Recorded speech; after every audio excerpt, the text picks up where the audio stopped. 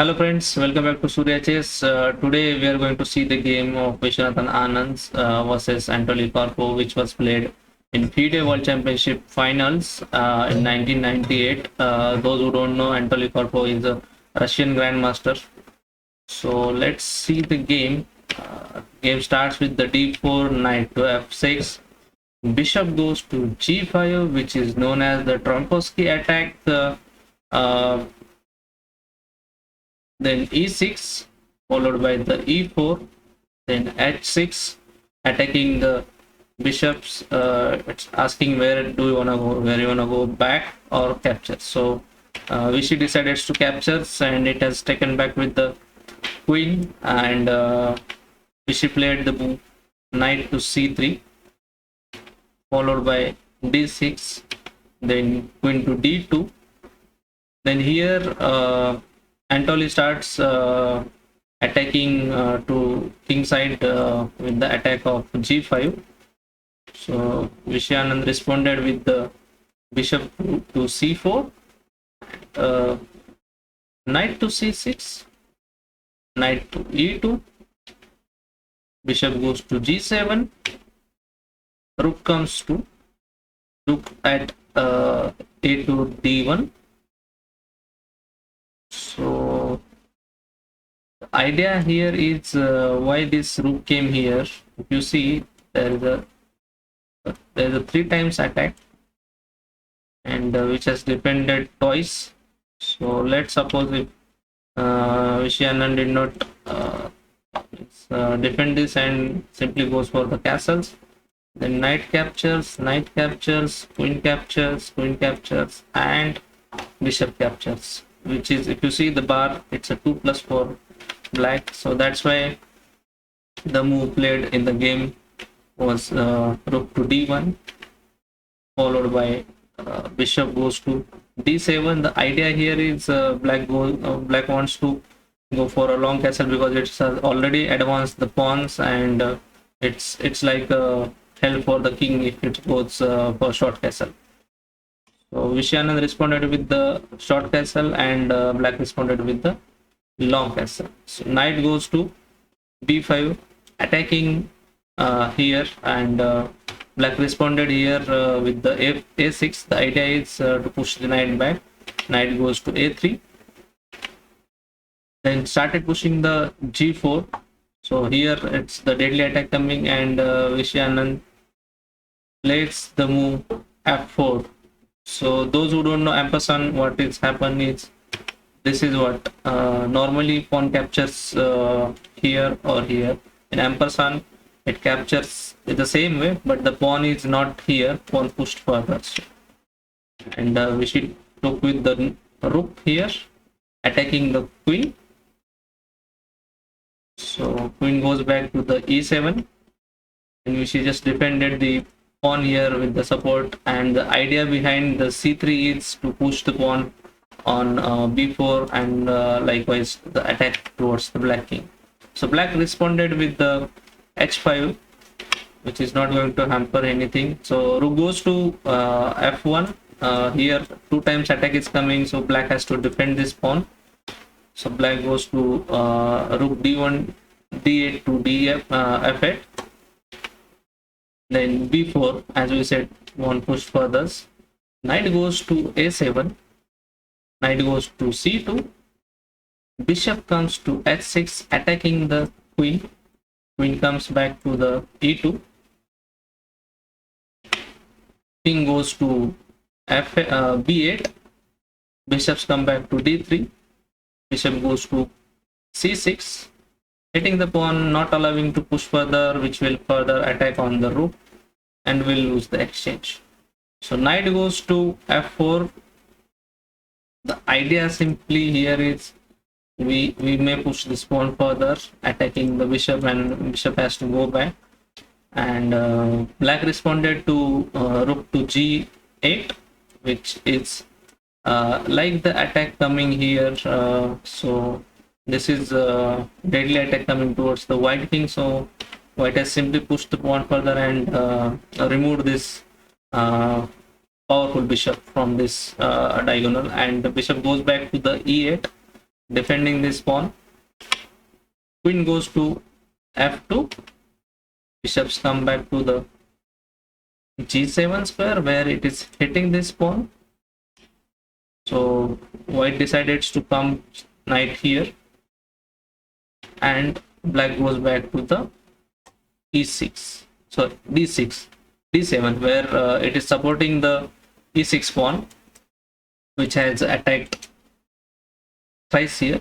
So white captures on the e6, bishops capture on the d4, then pawn captures on a d4, pawn captures on the e6, pawn push on the e5, and here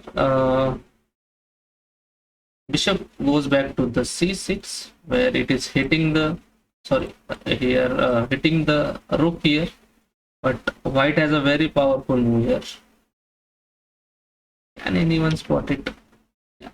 That is the move called as knight to g6, where it is hitting the queen as well as the rook, and queen has to go back. And here the move played, which has blunder here, because it has played queen to d8, and here simply Vishy went for capturing the rook here. Black wants to capture the rook here with the bishop, but whites come back here with the attacking the queen, and queen has to go here. And in this move Antoly played the move queen to h4.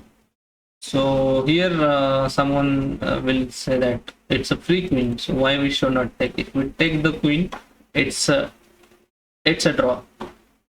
So you can see the bar is showing it's equal. Why? Because here is the check coming.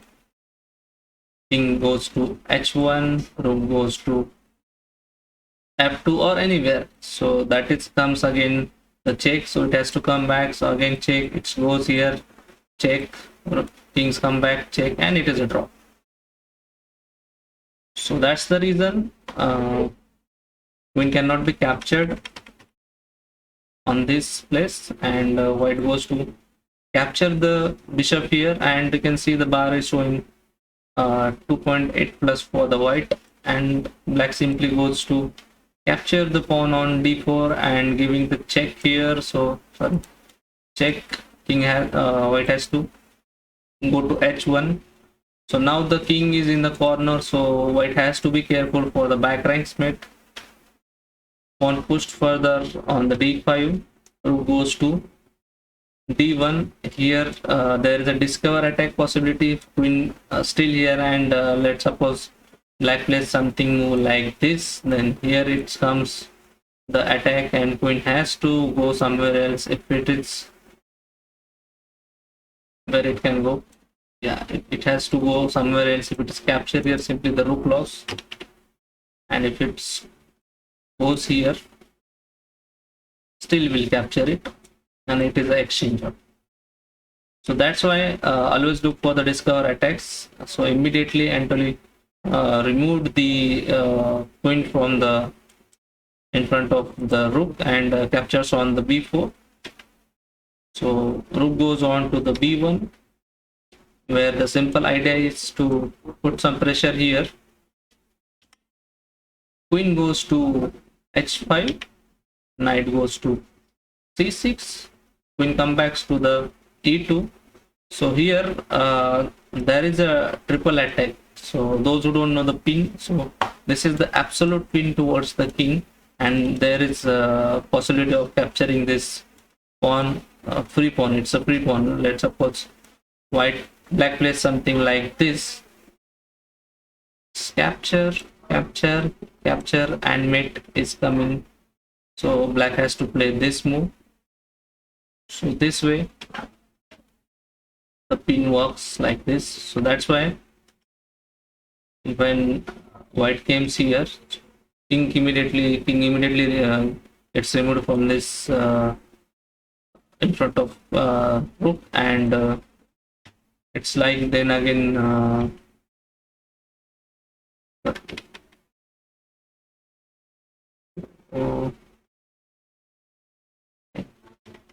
Yeah, where we were. Yeah, in this place, it's a check for the king, and king black decided to push the pawn further. Rook goes to c1, where it's hitting the knight here. It's supported at the moment, but it has given another support, and now you can see the bar is going up, up, and up for the Vishy. So pawn push further to the h3 because it's giving some space to the king for the back rank mates. Rook goes to c8, queen comes to the f6 square, where it's attacking this, so black goes to defend it. And after this move, knight goes to d8. Karpov just resigned the game, so there is nothing in the game which he can play further. That's why he resigns the game and Vishy Anand won. So further I analyze this game, what could be the moves over here. So let's suppose, so I'm just showing you the sample moves of what has seen, not this. So at this move, if there is some random move played by Vishy Anand, then it's a draw. Like this move, it's a draw. So I did not want to see further analysis on this, so I was just checking the further moves.